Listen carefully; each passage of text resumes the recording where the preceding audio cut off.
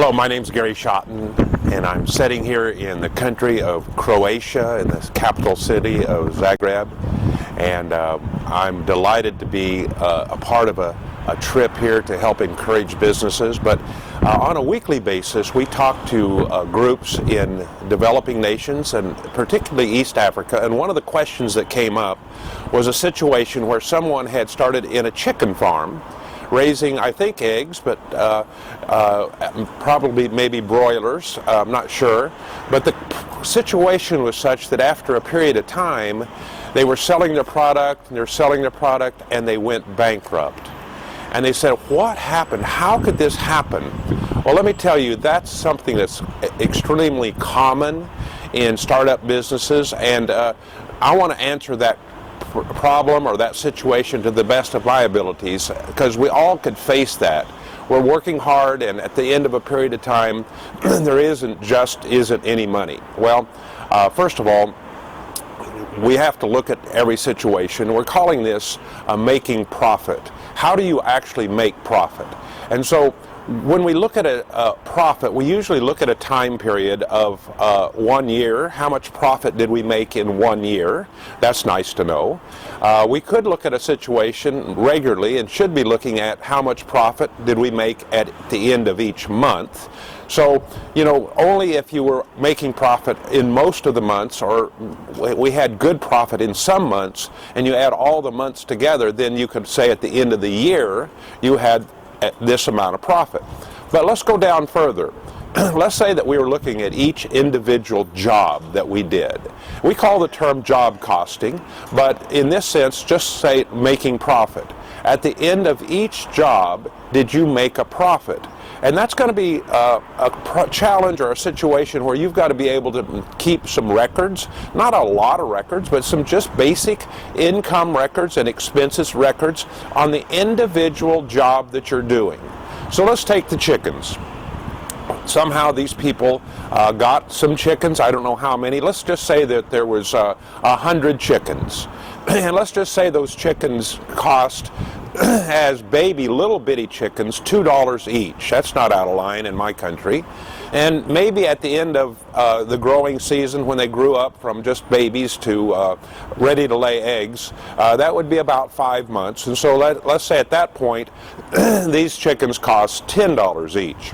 That's your startup cost. You see, you could buy them as little bitty baby chickens, but you have to have the money to get them to the point that they're laying eggs. So let's say that they're actually at that point, and they're $10 per chicken. And those chickens now, and you have, again, 100 chickens, so you can do the math. There's the amount of money you would need to have for what we call startup. That's how you're going to get started. And then at that point, you're ready to run. You're ready to go ongoing. You're going to feed the chickens. You're going to gather the eggs. You're going to feed and water the chickens. You're going to gather the eggs. You're going to sell the eggs. Now you're up and running. Now, at that point, you've got to be able to cost everything. Again, to get started, let's say you know that they're $10 a chicken. But now you're running on a regular weekly basis, and you now need to count all of the cost related to those eggs. In this case, most of the cost is going to be the feed. Water's not going to be very expensive, so the feed is going to be the major cost. But you should figure in your cost of labor. Now, if this is just a small operation, you should have a job or doing something else, someplace else, so that you're gaining income for your household, because you can't put too much a burden on these just 100 chickens now to raise enough money to feed a family of 15 or something. Now, that's not fair. You have to have other income so that this process of investment of your chickens and your eggs can make a chance of making a profit. And you've got to be able to take good records at that point.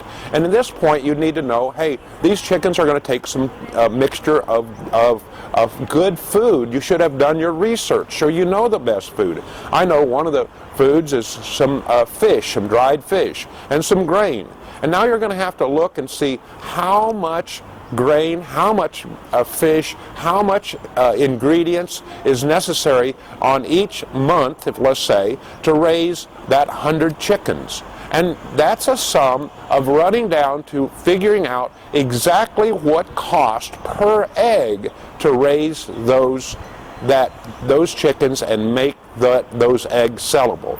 So, or a dozen eggs. So basically each egg would cost you a certain amount. I'm going to make up a figure of 20 cents. You can sell each egg for 20 cents. Now you're going to have to ask yourself, what did it cost me for that 20 cents of eggs? Did it cost me 10 cents?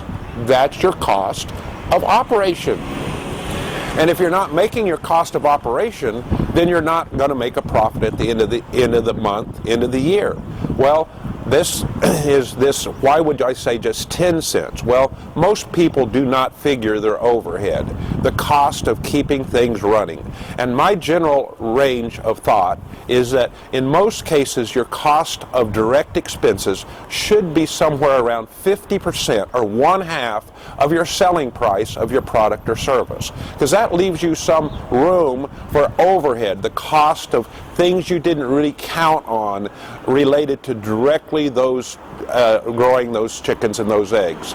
And in reality, there's probably going to be around 40% of those selling price of the eggs that are just the overhead of operation.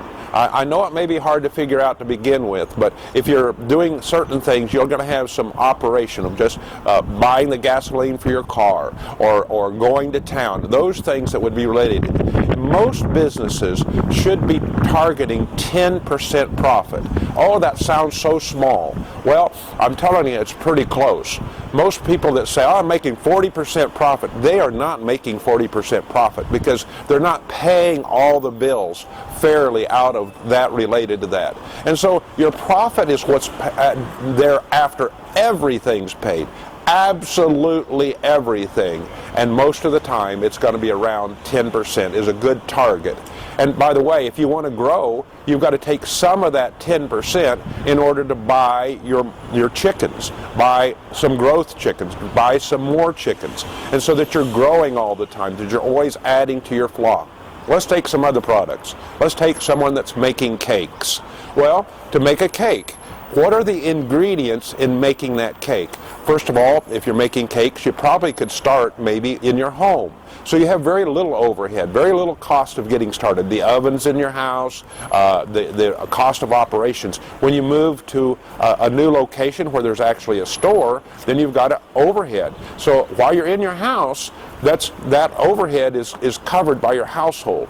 But when you're out at that other location, you're going to have that cost. Again, what is the cost of the flour? What is the cost of the salt? What if there's sugar? Is there whatever's ingredients in there? You should know that the amount of cost of each individual piece of making that, let's say, a full cake. And then you look at the cost of selling that cake, the money that really comes in, and decide how much was the direct cost of that cake to make the cake.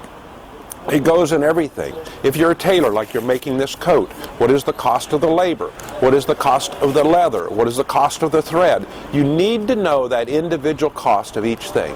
Well, it's raining here now, so I better wrap it up. I'm glad to be a part of this. I hope this makes sense because the job costing of each individual part is what makes up the profit. And if you make the profit in one segment of this, then you add that together and you have 100 chickens, great. There's your profit. And by the way, you've got to grow step by step. Don't try to grow too fast. Make sure you understand your accounting and your job costing before you get larger. Well, I'm here hoping this is helpful to you. We wish you the very best, and we believe that you're going to make profit with your business. Thank you.